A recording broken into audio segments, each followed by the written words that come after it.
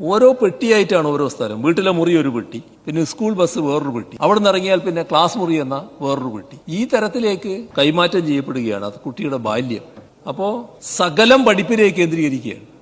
കുട്ടിയുടെ പ്രായത്തിൽ കളിക്കേണ്ട പ്രായം, കുട്ടിയുടെ കളിച്ചു വളരേണ്ട കാലം, ആ ഘട്ടത്തിലൊന്നും കുട്ടിക്ക് അതിന് കഴിയുന്നില്ല. കുട്ടിയെ ചെറുപ്രായത്തിൽ തന്നെ വല്ലാത്ത കാര്യങ്ങൾ പഠിപ്പിക്കാനുള്ള വേവലാതിയും ബേജാറും ഒക്കെയാണ് സമൂഹത്തിനാകെ. ഈ ഒരു ചിന്തയുടെ ഭാഗമായി കുട്ടിയുടെ ബാല്യം അങ്ങ് നഷ്ടപ്പെട്ടു പോവുകയാണ്. കുട്ടിയുടെ മനസ്സ് തന്നെ ഒരു പ്രത്യേക രൂപത്തിൽ രൂപപ്പെടുകയാണ്. അപ്പോ ഒരുതരം അടഞ്ഞ മനസ്സ്, എല്ലാം പഠിപ്പ് പഠിപ്പ് പഠിപ്പ്, പഠിപ്പിനപ്പുറം ഒന്നുമില്ല എന്നൊരു മട്ടിലേക്ക് മാറുന്ന കുട്ടി. ഇതാണ് പൊതുവെ കാണാൻ നമുക്ക് കഴിയും. എല്ലാം കഴിഞ്ഞ് വീട്ടിലെത്തിയാൽ കുട്ടിയോടൊപ്പം സന്തോഷവും സങ്കടവും ഒക്കെ പങ്കിടാൻ ചില കുടുംബങ്ങളിൽ ആരുമില്ല. അവിടെ അച്ഛനമ്മമാർക്ക് തന്നെ പരസ്പരം സംസാരിക്കാൻ സമയമില്ല. ഓരോരുത്തരും അവരവരുടേതായ സ്വകാര്യ ലോകങ്ങളിൽ, ചിലപ്പോൾ TV സീരിയലാകാം, അല്ലെങ്കിൽ ഫോണിൽ അഭിരമിക്കലാകാം. അപ്പോൾ കുട്ടിക്ക് വരുന്നത് എന്താ? ഒരുതരം വല്ലാത്ത അനാഥാവസ്ഥ.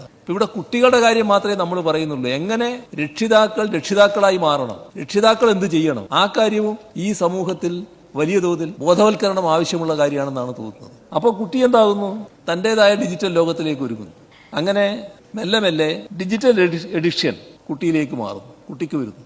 അതിൽ നടത്തി മാറ്റാൻ ശ്രമിക്കുമ്പോൾ അച്ഛനായാലും അമ്മയായാലും ഒക്കെ ആ കുട്ടിയുടെ ശത്രുക്കളായി മാറുന്ന അവസ്ഥ വരുന്നു. അപ്പോൾ ഡിജിറ്റൽ എഡിക്ഷനും ഇന്നത്തെ കാലത്ത് പ്രധാനമാണ്.